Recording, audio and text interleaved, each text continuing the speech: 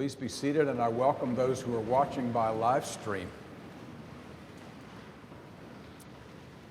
The name Mel Blanc was always associated with Warner Brothers, particularly because Mel Blanc was the voice of a number of cartoon characters that were in the Looney Tune cartoon series of Warner Brothers. Such characters as Bugs Bunny, Daffy Duck, Sylvester the Cat. And when we watched those cartoons on Saturday morning, they would all end in a very stunning way, and that is Porky Pig would come on to the middle of the screen, and then in that way that I will not mimic this morning, there is a concluding benediction to the Looney Tune cartoons of the morning, and Porky Pig declares, "That's all, folks," with an exclamation point. That's a question for us during Easter season. Is death the last word? Is that all there is? That's all, folks? Or instead of a period at the end of life's sentence, could it be a comma that would tell us more life, new life, resurrected life? If you ask that of the disciples in and around Jesus of Good Friday and Holy Saturday and Easter morning, there would be no trouble answering that question. They saw their beloved friend and teacher and rabbi die a stunning and horrible death on Good Friday. Dead, period. That's it. That's all, folks. They didn't see anything more, just a dead end. That's it. Death is the last word. Oh, they had hoped that he would be the Messiah. They saw in him everything that had been promised to Israel. But like a lot of heroes in their faith narrative, they saw this one raised up and then their expectations cast to the ground. They saw a big old period at the end of Jesus' life, and they saw the period at the end of their own. I wonder if anyone here has had some of those experiences, a relationship that has died, an expectation that has been dashed at your feet, an aspiration that has been withering on the vine. And like the disciples, you saw that as just a big old period at the end of that life sentence. Legendary psychologist Erik Erikson had some very difficult physical setbacks in his own life. He carried on with his therapeutic practice. He would see people, especially those who were having severe difficulties. He kept logs, of course. Without revealing names and confidentiality, he would record some of those. And in his practice, he tried to encourage people to not see the setback as the last chapter, as the dead end, but as the sequence into something more. But he was troubled as he was keeping his log. He wrote things like this about some of his patients. "Why should I suffer in silence when I can moan and complain right out loud? When I want to relax, I think about ways that I can get revenge. I took an IQ test and the results were negative. I don't know whether to have a baby or to get a mean cat. The death I'm going through is merely a postlude to a death I experienced many years ago." I believe with all my heart that the risen Christ enters into those situations, both back there in the Bible and with us. He enters in right at the end of the sentence where you and I are just ready to put a big old period. That's all, folks. And he has good news for us. He wants us to know that he transforms that big old period into a comma. More life, new life, resurrected life. So Jesus encounters his disciples in today's text. They're out fishing. He calls them forward to the shoreline where they're invited onto the beach for breakfast. In all of the resurrection narratives, Jesus seems to be assuring them and us about the resurrection, about seeing the transformation of the period into a comma. The first resurrection assurance is that Jesus finds them and us. We do not have to find him. I know that sounds very basic, but think for a minute. In all of the narratives, Jesus comes to Mary Magdalene outside the tomb. She's forlorn and weeping, and he calls her by name and calls her into new life and a larger life. Jesus meets with those two forlorn, grieving disciples on the way to Emmaus, and he makes himself known in the scriptures and in the breaking of bread. He meets the disciples in fear behind locked doors in the upper room. And in today's text, he meets the disciples who have decided all of that journey with Jesus is over, just a big old period. And he meets them as they're fishing and in the morning and having breakfast. Remember the greatest story Jesus ever told, the parable of the Prodigal Son. The pinnacle of that story is when the lost boy is coming home, and he's still at a far distance, we're told by Luke, and the loving father sees him and runs out to greet him. It's the sweetness of grace that you and I can be in any condition and any place. We can have made terrible mistakes, and we can be in a place of great trouble and great distress, and God comes to us. It's the movement of a gracious God. It's grace in action. That in all the narratives, both then and now, God finds us. We do not have to find God. The second assurance that Jesus seems to be giving to those disciples and to us is the gift of forgiveness and restoration. After the breakfast on the beach, Jesus then has a side conversation with the Apostle Peter.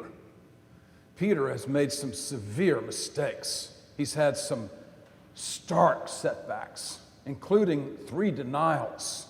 When Jesus needed him most, he cut and run. Jesus meets up with him and offers the gifts of forgiveness and restoration. Notice that Jesus does not chide him. He doesn't diminish him. He doesn't put him down. He doesn't call him names. He doesn't get out a bony finger and say, I've got some things to teach you, like we might with our own children or our own grandchildren.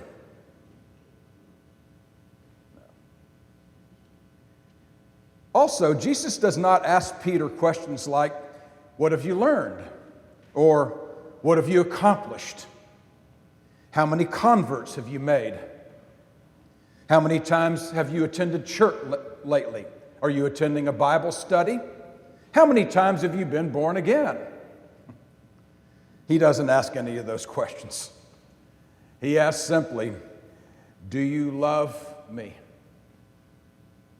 I can still remember Archbishop of Canterbury, Donald Coggan, coming to visit our seminary when I was a first-year student. He was a giant of a spiritual figure in our church. We were fascinated that we got to be with him. I can still remember him leaning over the lectern, looking at us eager seminarians, and asking us 3 times, do you love Jesus? Again, do you love Jesus? And he asked us a 3rd time, do you love Jesus? I thought to myself, not out loud, well, yes, that's why I'm here. That's why I'm in seminary.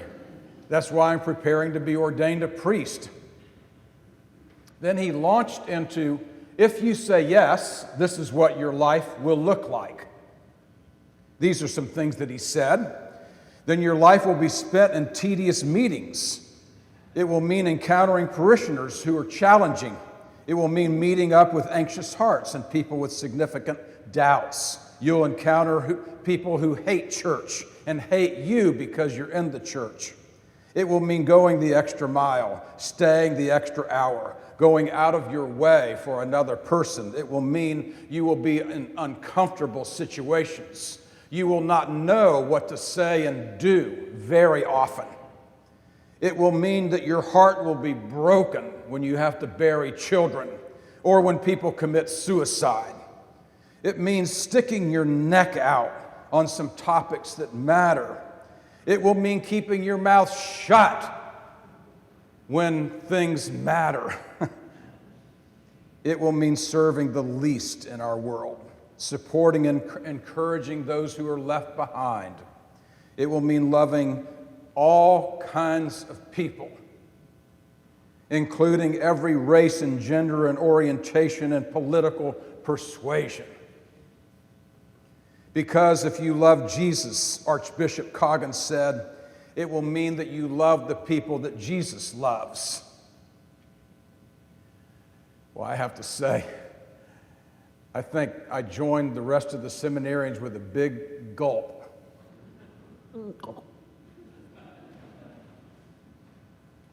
He went on, though, and in those times when you fail, when you don't live up to your vows, when you don't fulfill your promises, when you don't meet up with all of the love that Christ already has for you, take heart. He will come alongside of you like he did Peter on the beach that day. When Peter was cast down, when he asked Peter 3 times, "Do you love me?" "Yes, Lord, you know everything," Peter said. "You know that I love you." "Then feed my sheep." Jesus forgives Peter. The Archbishop wanted us to know. He forgives us and restores us so that tomorrow and the next day and the next day, when we hear that question asked of us, "Do you love Jesus?" we can say with a fuller heart, "Yes, Lord. With all my intention today, I want to love you and your people." I have to say, when he added the second part, I didn't have a gulp. I probably went, whew. Oh, thank goodness. There's a third assurance that Jesus gives them and us in resurrection. And that is, he gives them something to do. They're not to rest on their laurels. They're not just to bake in the celebration of resurrection, of Easter. They're not just to put on their finery and to be in church. He says, now go. Go out there in the world. I have things for you to do. I want you to use your skill sets. I want you to enter into the game. I want you to give of your time and your resources. I want you to give your heart and your brains. I want you to make life better for other people. I want you to be in the game. I can still remember my high school baseball coach, Bill Orr. When he got excited in the middle of a game, he sort of stuttered. You know how we are. When we get excited, we can't get our words smooth. You know, we get kind of jumpy. That's how he was, and he would get jumpy about the 4th or 5th inning, and he would say things like, Dannals, get a bat, Dannals, get a bat. He wanted me to get up to bat, and he wanted me to do well. He knew that it's possible that I would strike out or get a hit, knock in a run. He wanted me in the game, you see. He wanted me to get a bat, not stand in the dugout, not be off in the crowd, not be in the audience. This is not a spectator sport, Jesus seems to be saying to the disciples then and now. It is a participation sport. You'll remember in Matthew's gospel, Jesus says, as he's concluding his his resurrected ministry. All authority in heaven and earth has been given to me. Now go. Go into all the world and proclaim the good news. You and I are to go tell others. Go act with love for the sake of others. Go to Galilee, feed my sheep, love one another as I have loved you. Senator Bob Carey is now retired. He was the senator for a long time of the state of Nebraska. He was also a decorated war hero in Vietnam. He won every single honor and award that a soldier can win. He was the epitome of patriotism and courage and toughness. Bob Carey served our country with distinction. But he tells a story, a sad story, that in the middle of all of the heroism, there was one sad chapter. And that is one dark day, his platoon mistakenly killed innocent people. He talks about walking through that village and seeing women and children who his platoon had killed. And he was sick to his stomach. He couldn't believe what he was seeing. All their intentions were cast to his feet. He had great, crushing guilt. He said for months after that event, he found himself on his knees every single day. And then something happened. This is what he says in his memoir. I did not recognize the person I had become. I thought I had become a man, a soldier, a leader, but I discovered that I wasn't mature at all. After several months of being on my knees asking for God's mercy, then one day I found myself getting up off of my knees. And when I rose, I determined that I had been forgiven by an unbelievable gift that God gives us, one that restores us to our dignity and our purpose. And then he said, on that day that I got up on my knees, I resolved that I would spend the rest of my days serving other people, especially the poor and the neglected. Jesus asks us, do you love me? We say with Peter, yes, Lord. Yes, Lord. I love you. Then feed my sheep. Love one another as I have loved you. I believe with all my heart the risen Christ comes to each of us in our various situations. And we're ready.